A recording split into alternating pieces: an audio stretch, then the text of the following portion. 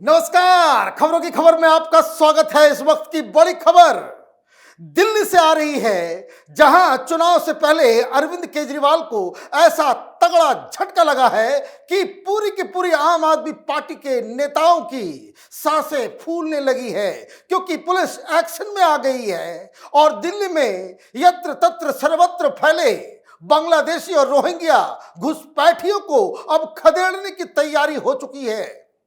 फैसला एलजी साहब ने लिया और पुलिस को निर्देश दिया कि दिल्ली के अंदर जहां कहीं भी ये बांग्लादेशी, ये रोहिंग्या घुसपैठिए, ये जहां कहीं भी छिपे हुए हैं, उनको निकाल बाहर कीजिए और दिल्ली से रुखसत कीजिए। साथ ही साथ इन लोगों के जो फर्जी दस्तावेज बने हुए हैं, वोटर आई कार्ड्स बने हुए हैं, वो कैंसिल करने की बात कही जा रही है। टाइम बाउंड एक्शन, 2 महीने के अंदर ये सारे काम को निपटाना है। कहने का मतलब ये है कि केजरीवाल का एक बहुत बड़ा वोट बैंक आज खतरे में आ गया है और इसलिए आम आदमी पार्टी की हवाइयां उड़ रही हैं।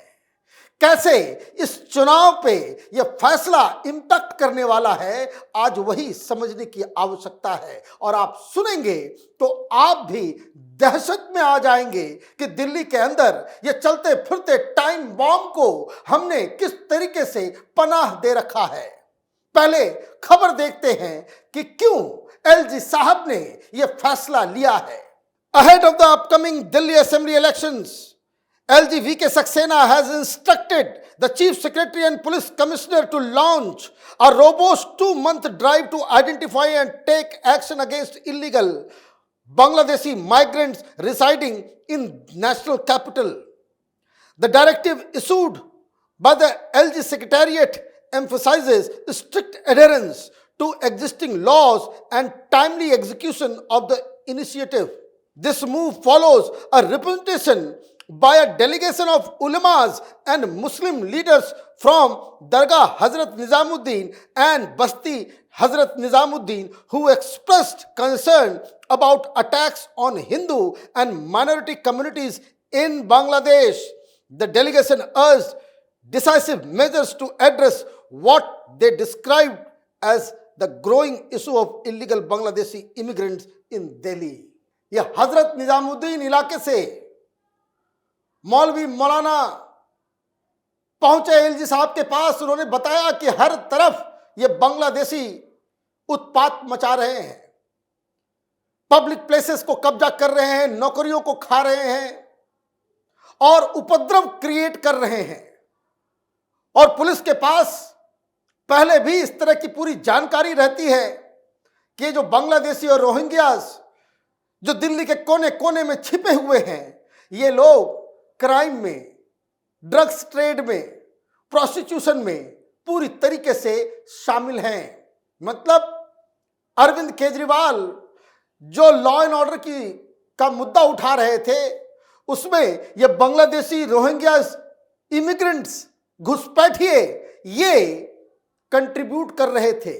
तो एलजी साहब ने क्यों ये फैसला लिया?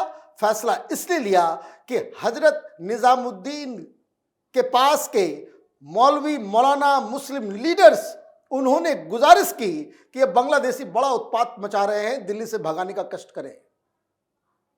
मतलब एलजी साहब के पास जब ये सूचना पहुंची, एलजी साहब ने आनन फानन फैसला लिया।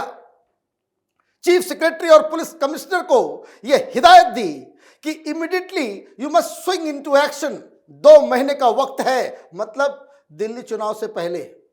और भगदड़ मच गई है बांग्लादेशियों के बीच। ये अब दिल्ली छोड़ के भागना शुरू कर चुके।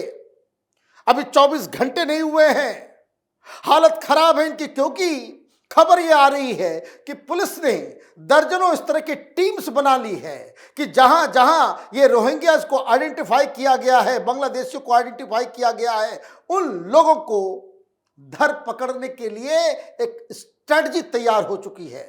कहने का मतलब यह है कि चुनाव से पहले ये झटका क्यों? क्योंकि यही बांग्लादेशियों को आम आदमी पार्टी की सरकार ने बसाने का काम किया। ये अमानतुल्लाह, ये ताहिर हुसैन, जिसे ओवैसी ने टिकट दिया है। ये सारे लोग बांग्लादेशियों को कैसे सेटल कराना है, सरकारी जमीनों के ऊपर ये काम चल रहा था। कोविड के दौरान बांग्लादेशियों को खाना पहुंचाने का काम, पैसे देने का काम अमनतुल्लाह कर रहा था। ये आप गूगल करेंगे 5 मिनट में सारी चीजें समझ में आ जाएगी। तो एक तो बहुत बड़ा वोट बैंक। अब सवाल यह है कि कितनी संख्या में है, क्या हो रहा है, क्यों हो रहा है, कितने असेंबली सीट्स पे इन बांग्लादेशियों की वजह से आम आदमी पार्टी जीतती रही है, यह सब आकलन जरूरी है। लेकिन यह जो फैसला लिया गया है, इसमें एक बात एलजी साहब ने पुलिस को और चीफ सेक्रेटरी को हिदायत दी है कि सारा काम कानून तरीके से होगा। कानून क्या कहता है यह भी मैं आपको आगे बताऊंगा। लेकिन उलमास ने कंप्लेन क्यों किया, क्या उनकी मांग थी और क्या हुआ?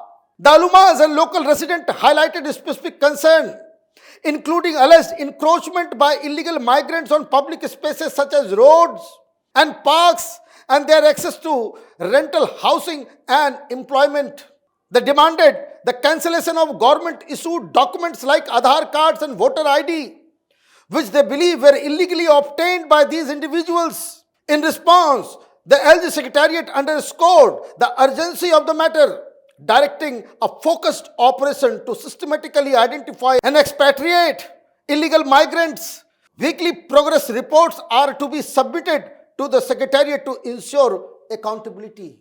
हर वीक रिपोर्ट तैयार करनी है, क्या क्या एक्शन लिया गया, कितने को भगाया, कितने को आपने दिल्ली से रुखसत किया, इन लोगों को ये जो फर्जी और ये जो उलमाज और मुस्लिम लोकेलिटी में जहां ये छिपे हुए हैं, इन लोगों ने बताया कि इन लोगों ने तो आधार कार्ड बनवा लिया है, ये किराए के मकान में भी रह रहे हैं और तो और इलेक्शन आईडी भी बनवा लिया है। ये सब आम आदमी पार्टी करवा रही थी। अब चुन चुन के खदेड़े जाएंगे ये, और इसलिए हार्ट बीट बढ़ रहा है। क्यों हार्ट बीट बढ़ रहा है? वो इसलिए बढ़ रहा है क्योंकि अब जरा सुनिए कि दिल्ली के अंदर में कितनी कंस्टिट्यूंसी और कितनी संख्या में ये बांग्लादेशी और रोहिंग्या छिपे हुए हैं।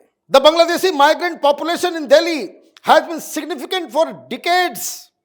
Estimates suggest that there could be anywhere between 5 lakhs to 8 lakh Bangladeshi nationals living in Delhi.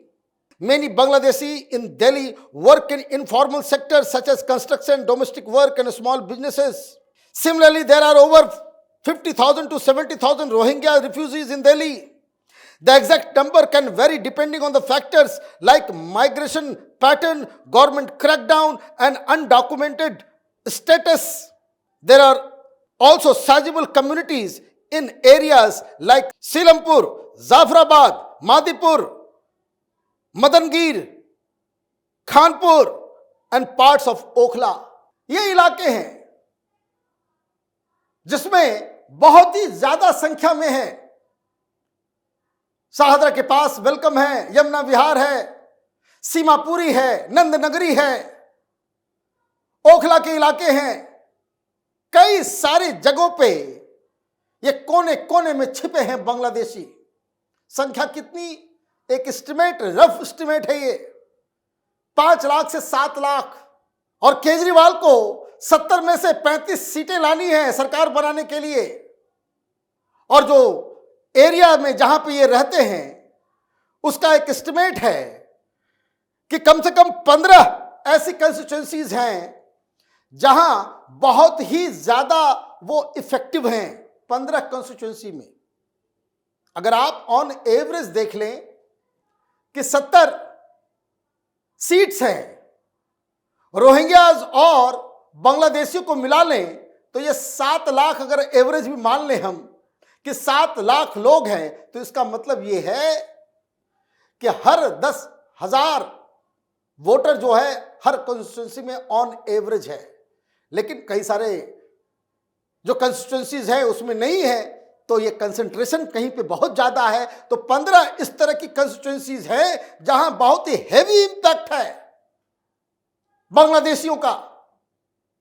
वहां 20,000 30,000 के संख्या में वो वोटर्स छिपे हुए हैं। ये तो बड़ा संख्या है, बहुत बड़ा मार्जिन। ये गायब हो गए, इनको खदेड़ दिया गया, केजरीवाल क्या करेंगे? और 10 ऐसे कंस्टिट्यूएंसीज हैं जहां इनका एक सिग्निफिकेंट इंपैक्ट है।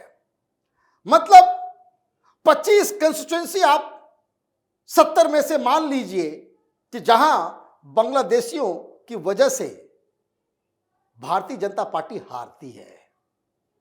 सीधा सीधा कैलकुलेशन मैंने आपको बता दिया। और इसलिए जब से ये खबर आई है बवाल मच गया है। जो जानकारी मिल रही है कि आज शाम तक पुलिस की अलग अलग टीम अलग अलग इलाकों में जहां इन लोगों की संख्या है वहां इनके आइडेंटिफिकेशन को लेकर के पूछताछ करेगी। ये फर्जी डॉक्यूमेंट्स बना करके हिंदुस्तान के अंदर मुस्लिम बस्तियों में ये जो हिल मिल गए हैं, आप पूछेंगे उनसे तो कहेंगे कि भाई मैं मालदा से आया हूं। कहां से आए हो? तो वो बताएंगे मैं मुर्शिदाबाद से आया हूं। उन लोगों का पूरा पैटर्न क्लियर है। अभी हाल में ही पता चला, बहुत सारे जगहों पे मीडिया रिपोर्ट्स, खास करके इंडिया टीवी के ऊपर एक रिपोर्ट आया जिसमें एक बांग्लादेशी पकड़ा गया। उसने बताया कि 12,000 रुपए मुझे खर्च करने पड़े, 12,000 में मेरा सब कुछ तैयार हो गया, आधार कार्ड भी, इलेक्शन कार्ड भी। तो उन अधिकारियों को भी पकड़ना चाहिए जो देश के साथ गद्दारी कर रहे हैं। तो ये एक्शन अभी दिल्ली में शुरू हुआ है। ये बांग्लादेशी हिंदुस्तान के साथ तमाशा करने की कोशिश कर रहे हैं। बांग्लादेश के अंदर आप जो है हिंदुओं के ऊपर हमला कर रहे हैं। तो ये जवाब शुरू हो गया है, ये जवाबी कार्रवाई है। और ये तो अभी दिल्ली में शुरुआत हुई है। अब अगला जो अनाउंसमेंट आने वाला है वो उत्तर प्रदेश हो, मध्य प्रदेश हो, महाराष्ट्र हो, जहां जहां बीजेपी की सरकार होगी और जहां जहां है वहां से ये बांग्लादेशी खदेड़े जाएंगे। लेकिन अभी जो दिल्ली की खबर आई है, आम आदमी पार्टी में कोहराम मच गया है। इसकी डिटेल्स, ऑपरेशंस की डिटेल्स वो छन छन के आ रही है। अगले 2-3 घंटे में कुछ बड़ा डेवलपमेंट भी सुनने को मिलेगा। आप देखते रहिए कैपिटल टीवी। हमारे वीडियोस को लाइक कीजिए, शेयर कीजिए और हमारे चैनल को सब्सक्राइब कीजिए। धन्यवाद।